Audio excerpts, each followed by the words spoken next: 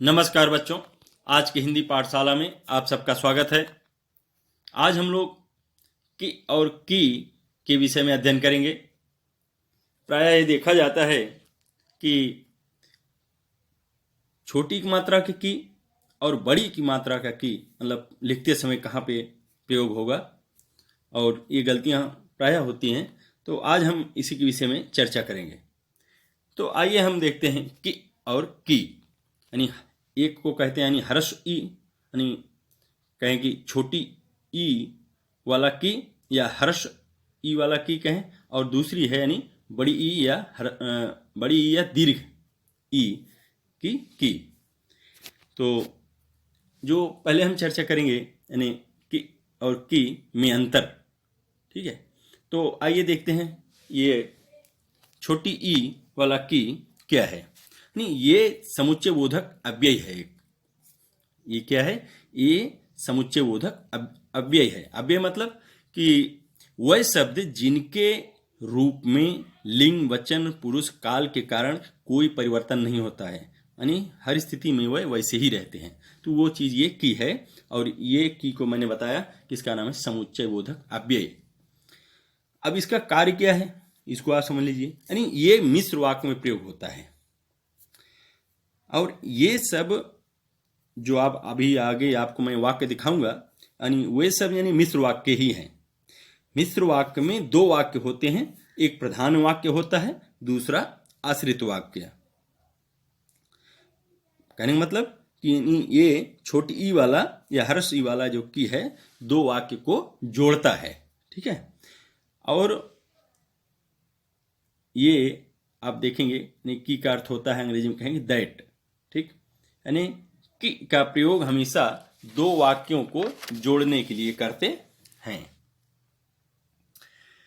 जैसे देखिए आप यहां पर, जैसे मैंने कहा कि तुम घर चले जाओ।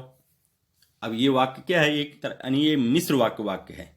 कहा जाए कि आप रचना के आधार पर वाक्य भेद तीन तरह के होते हैं, एक सरल, संयुक्त, मिश्र। तो ये मिश्र वाक्य है। मैंने बताया ना आपको, मिश्र वाक्य में एक प्रधान वाक्य होता है, दूसरा आश्रित वाक्य होता है। अब इसमें मैंने कहा क्या है? प्रधान वाक्य है। तुम घर चले जाओ ये क्या है? आश्रित वाक्य है।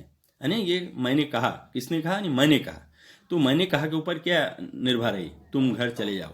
तो इस तरह के जो वाक्य होते हैं उनको जोड़ने के लिए जो यानी की का प्रयोग होता है ना, तो वहां पर छोटी ई की मात्रा वाला की का प्रयोग होता है, यानी लिखा जाता है, ठीक है। तो एक तरह से आप ये समझ गए कि मतलब दो वाक्यों को जोड़ने के लिए छोटी ई की मात्रा वाला की का प्रयोग होता है। दूसरा वाक्य भी आप देख लीजिए, यानी मेरी माताजी ने कहा कि तुम्हें रोज पढ़ाई करनी चाहिए। इसी तरह अगला भी है, मेरे शिक्षक ने कहा कि अब तुम गाना गाओ। यहां भी वही चीज है, मतलब दो वाक्य हैं, दोनों को जोड़ने के लिए ये जो समुच्चय बोधक अव्यय का यानी की है, इसका यहाँ पर यानी छोटी की मात्रा वाला की का प्रयोग किया गया है। अब एक तो बताया आपको मैंने कि दो वाक्यों को जोड़ने के लिए छोटी की मात्रा वाला जो की है उसका प्रयोग होता है, और दूसरी प्रकार से यानी कैसे यानी ये की का प्रयोग होता है, ये भी देख लीजिए। इसी की का यानी की का प्रयोग दो वस्तुओं में से एक को चुनने के लिए भी करते हैं, ठीक।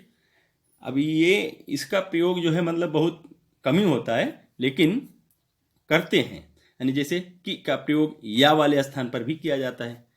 तो या अभी जो आपने ये देखा कि की का प्रयोग दो वस्तुओं में से एक को चुनने के लिए भी करते हैं, तो मतलब वहां चुनने वाली बात आती है जहां, तो वहां या भी कहते हैं। जैसे अगर हम कहें आप चाय पियेंगे या कॉफी, तो इस तरह इसको लोग यानी बोलते हैं कि आप चाय लेंगे कि कॉफी।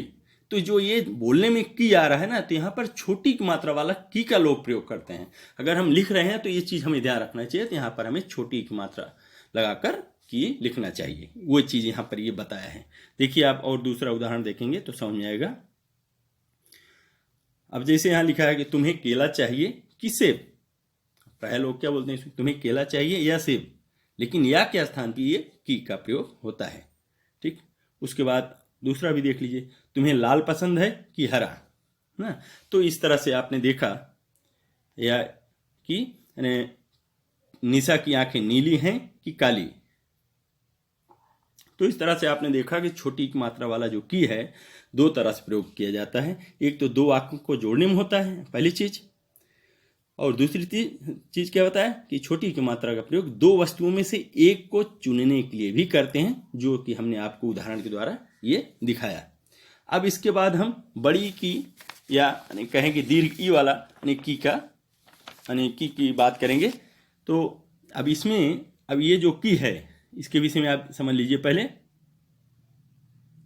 कि की क्या है। ये की ये संबंध कारक की विभक्ति है, ठीक है। अब संबंध कारक की जो मूल विभक्ति है ना का है, की और के, मतलब की के। संबंध कारक की विभक्तियां तीन हैं, का की के। तो ये जो की और के हैं विभक्तियां, इसको परसर्ग भी कहते हैं, विभक्ति को ही परसर्ग कहते हैं। तो की और के विभक्तियां लिंग और वचन के आधार पर परिवर्तित होती हैं, लेकिन संबंध कारक की जो मूल विभक्ति क्या है का। लेकिन उसी का जो लिंग और वचन के आधार पर जो परिवर्तित होती हैं वो क्या है की और के, बड़ी मात्रा वाला की और के, ठीक है। अब आप ये देखेंगे कि विभक्ति का कार्य क्या है, जो वाक्य में क्रियापद के साथ संज्ञा या सर्वनाम के संबंध को स्पष्ट करना, या एक वस्तु या व्यक्ति का संबंध दूसरी वस्तु या व्यक्ति के साथ बताना या स्पष्ट करना है, ठीक। अगर उदाहरण के रूप में, जैसे अगर हम बात करें, उदाहरण मैं आपको बता रहा हूँ, उदाहरण के माध्यम से आपको मैं समझा रहा हूँ। तो जैसे एक उदाहरण है कि राखी शशि की बहन है। अब यहां पर जो प्रयोग हो रहा है कि राखी शशि की बहन है, यहाँ की बड़ी मात्रा वाला की का प्रयोग हो रहा है। तो ये की क्या कर रहा है, ये यहाँ पर जो राखी और शशि के बीच को संबंध को ये बता रहा है कि राखी और शशि के बीच में क्या संबंध है। तो क्या बता रहा है ये कि बता रहा है कि राखी जो है शशि की बहन है, ठीक है। तो इस तरह के मतलब जहां पे दो शब्दों को संबंध को बताया जाए, इसके लिए जो की का प्रयोग होता है वहां पर बड़ी ई की मात्रा वाले की का प्रयोग किया जाता है, ठीक। अब जैसे अगर हम अब उदाहरण के रूप में हम आते हैं यहां पर, और दूसरा देखें आप इस की का। अब यहां पे देखिए जैसे की लिखा है की एक परसर्ग है, बताया मैंने आपको कि परसर्ग को ही विभक्ति कहते हैं, विभक्ति ही परसर्ग है। की एक परसर्ग है जिसका प्रयोग स्त्रीलिंग शब्दों के लिए किया जाता है, ठीक है।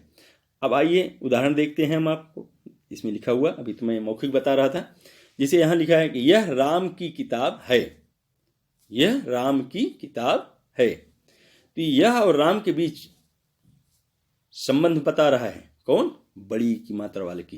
तो यहां पर जब दो वस्तुओं या दो व्यक्तियों के बीच संबंध को जो बताता है, वहां पर जब की आता है तो उसके लिए बड़ी की मात्रा का की का प्रयोग किया जाता है। और दूसरा वो भी उदाहरण देखिए। अब जैसे यहां लिखा है ये रोहन की दादी जी हैं, ठीक है। तो इस वाक्य में भी आप देखेंगे कि जो की परसर्ग है ये और रोहन के संबंध को बता रहा है।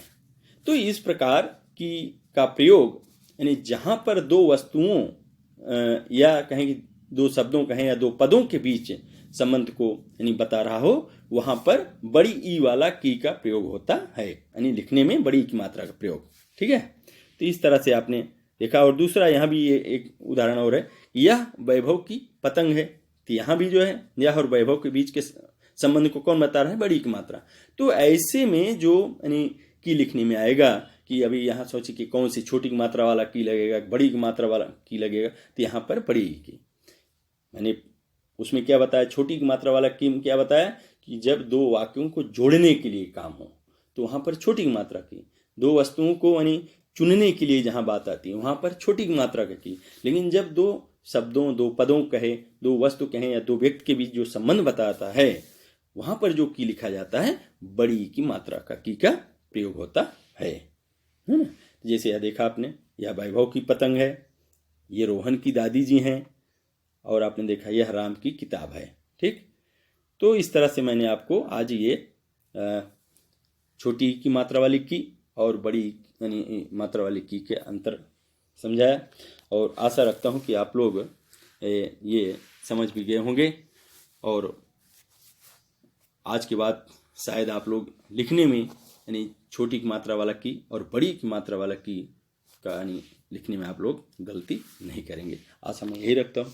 और एक छोटा सा आपके लिए कार्य ये है कि आप छोटी की मात्रा वाला की से 5 वाक्य बनाइए और बड़ी की मात्रा वाली की से भी 5 वाक्य बनाइए स्वयं। ठीक है, आशा रखता हूँ कि ज़रूर आप लोग लिखेंगे और करेंगे। और इन्हीं शब्दों के साथ मैं अपनी वाणी को विराम देता हूँ। फिर मिलेंगे हम अगले कालांश में। धन्यवाद।